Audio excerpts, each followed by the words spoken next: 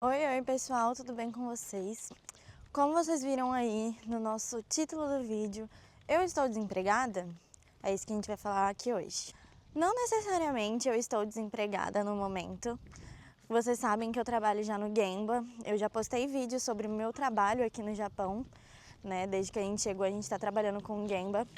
Só que tem um malefício do Gemba, que é que quando ele acaba, se você não tiver um outro Gemba para você começar já logo de início, você fica um tempo parada, que é o que aconteceu com a gente. O meu Gemba que eu tava fazendo, que eu gravei os vídeos pro YouTube para vocês, ele acabou, né? A gente finalizou a obra e no momento a gente não tem outra obra pra gente entrar agora. Então, a gente ficou já a Golden Week, né, uma semana inteira parada e a gente tá entrando agora na nossa segunda semana parado. O que é muito ruim pra gente que mora aqui no Japão. Porque eu já falei em outros vídeos também, né? A gente recebe por dia de trabalho. Não é igual no Brasil, que a gente tem um salário que quando eles te contratam você fala, né? Ai, quanto que eu ganho no mês? 5 mil, vamos supor. Aí se você trabalhar 20 dias no mês, 25 dias no mês, você recebe esse salário, 5 mil. Aqui no Japão não, você trabalha por dia que você está trabalhando. E quando você está na fábrica, você recebe por hora de trabalho. Então, se você fizer 8 horas em um dia, você recebe tal. Se você fizer 10 horas em um dia, você recebe mais. Então, aqui no Japão, quanto mais você trabalha, mais você recebe. E por isso, não é algo que meio que beneficia a gente ter essas folgas forçadas, digamos assim, né? Férias forçadas. Porque a gente acaba sem receber direito nesse mês. E por isso, não necessariamente eu estou desempregada, mas eu vou ficar por um bom período de tempo sem receber. E isso não é legal pra gente que tá querendo ter a nossa casa própria, que tem os nossos objetivos no Brasil, a gente tá querendo investir em outras coisas. Então isso acaba não sendo muito bom pra gente aqui no Japão. E surge uma dúvida pra gente com tudo isso que tá acontecendo. Será que realmente compensa a gente ficar no Gemba?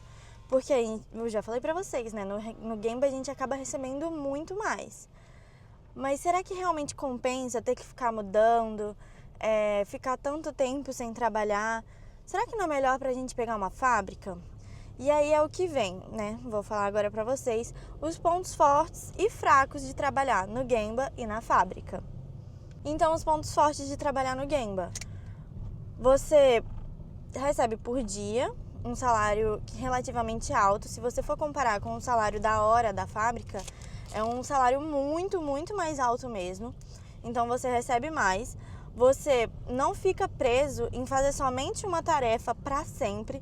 Então, uma hora você vai ver os parafusos, outra hora você vai fazer a pré-montagem, outra hora você vai fazer o esquema de colocar a placa, fechar as coisas, você fica andando de um lado para o outro, então você acaba não caindo em uma monotonia do trabalho, que esse seria um ponto bom também, né? Tanto salário, o tipo de trabalho, você tem mais flexibilidade e liberdade para você poder escutar suas músicas, para você conversar, para você poder fazer aquilo que você realmente gosta, né? E deixar o trabalho mais leve. Então eu acho que esses seriam os pontos principais de benefícios. Agora, o ponto negativo, você fica se mudando o tempo todo. Em 3 meses de Japão, eu já estive em 3 cidades diferentes. O Rikia mesmo esteve em 6 cidades no ano passado, 6 estados, na verdade. Ele trabalhou em vários Gembas em um ano, então ele não teve como ficar em um lugar fixo por muito tempo. Outro ponto fraco é isso que eu acabei de falar pra vocês. Nós estamos entre um Gemba e outro e cadê? A gente vai ficar 2, 3 semanas sem um trabalho, esperando abrir outro Gemba? Quanto tempo a gente vai ficar sem receber? Será que isso vai fazer bem para as contas que a gente tem que pagar? Conta de água, energia, internet, celular. São muitas contas que precisam ser pagas, né? Então, eu acho que esses são os pontos negativos que fazem a gente pensar em ir para a fábrica.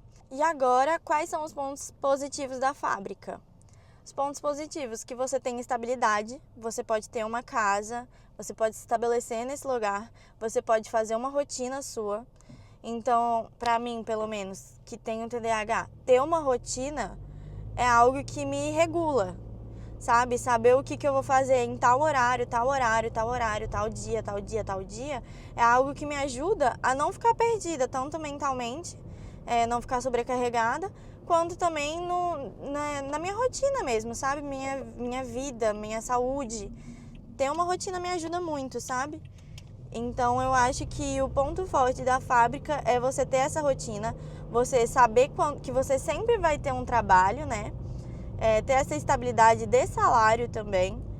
E embora seja um salário mais baixo, você consegue se programar com o que você recebe. E eu acredito que os pontos negativos aí já é um pouco maior, gente. Porque aqui nas fábricas você vai ter muito contato com chefes japoneses que vão querer meio que utilizar dessa... Como eu posso dizer? Muitos chefes japoneses, eles utilizam assim do status deles ali pra não fazer nada e te mandar trabalhar muito, assim, digamos. Você foi contratado para fazer uma coisa, eles ficam em cima como se você fosse um robô e quase, não queria falar isso, né? Mas quase igual um escravo ali em cima de você. Você não pode sair, você não pode escutar música, você não pode conversar.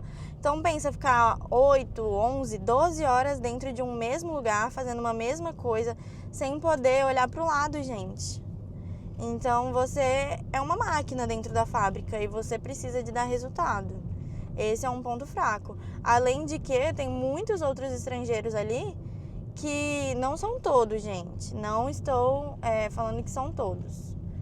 Não estou generalizando, mas muitos deles querem muito saber da sua vida. E aí tem gente que acaba, sei lá, ficando com inveja de você ou querendo estar ali onde você está. E aí tem gente que te denuncia dentro da fábrica por qualquer outra coisa. Que aqui no Japão você pode denunciar qualquer um muito fácil, muito rápido. Tem várias leis, várias regras. Então vamos supor, a pessoa descobre que você jogou um lixo errado, a pessoa já vai querer estar te falando, te dedurando, gente.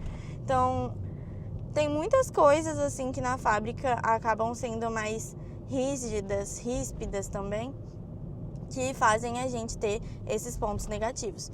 Mas, ao mesmo tempo, é igual eu falei, tem a estabilidade. E aí a gente pensou bastante nisso. O que compensa para nós agora? Qual é o nosso objetivo aqui no Japão? E esse é um ponto importante que qualquer um que está vindo aqui no Japão tem que ter bem alinhado esse objetivo. Até mesmo para não criar como eu posso dizer, uma expectativa e realidade, sabe? Você cair numa frustração. Então é bom vocês assistirem já esses tipos de vídeo para vocês entenderem de como funciona o Japão e que ele não vai ser sempre um mar de rosas. Tem os seus pontos fortes, mas também tem os seus pontos fracos. Vir e morar aqui e trabalhar aqui no Japão. Então, a gente parou, pensou, eu e o meu marido, né, o Ricky, a gente se alinhou pra gente entender qual que é o nosso objetivo agora. A gente quer investir no Brasil, a gente quer criar nossa família, a gente quer ter estabilidade. Então, a gente pensando bem, a gente vai continuar no Gemba, mas ao mesmo tempo que a gente está no Gemba, a gente está procurando um outro trabalho em fábrica, porque no momento pra gente é importante a gente ter essa estabilidade. Então a gente vai continuar, se aparecer um outro Gemba por agora, abrir um novo Gemba e a gente ainda não tiver um trabalho na fábrica, a gente vai porque a gente precisa trabalhar. E ao mesmo tempo que a gente vai estar no Gemba, a gente vai estar procurando por outros empregos na fábrica. E se pintar uma fábrica para casal, porque não é toda fábrica aqui no Japão que aceita casal, porque eles dizem que se um falta, o outro quer faltar, se o carro estraga, que não sei o que, ninguém quer ir. Enfim, não são todos os trabalhos aqui no Japão que aceitam casais. Se a gente conseguir achar um trabalho em fábrica que aceita casais, a gente vai estar se mudando. Então é isso, gente. Queria só explicar para vocês um pouco como funciona essa questão do Shigoto, né, que é o trabalho aqui no Japão. Os tipos de trabalho, Gemba, fábrica, existem outros tipos ainda, mas esses são os que a gente tem mais contato hoje, que eu já trabalhei, o Ricky já trabalhou. E mostrar para vocês que é sempre bom ter objetivos antes de você vir para o Japão e você não acabar se frustrando à toa. Se você gostou desse vídeo, você curte, comenta, compartilhe, porque é muito importante ter isso aqui com vocês. Vocês vão ajudar a gente a estar crescendo cada vez mais e trazer mais conteúdos legais aqui para o nosso canal. Um beijo, tchau, tchau, pessoal!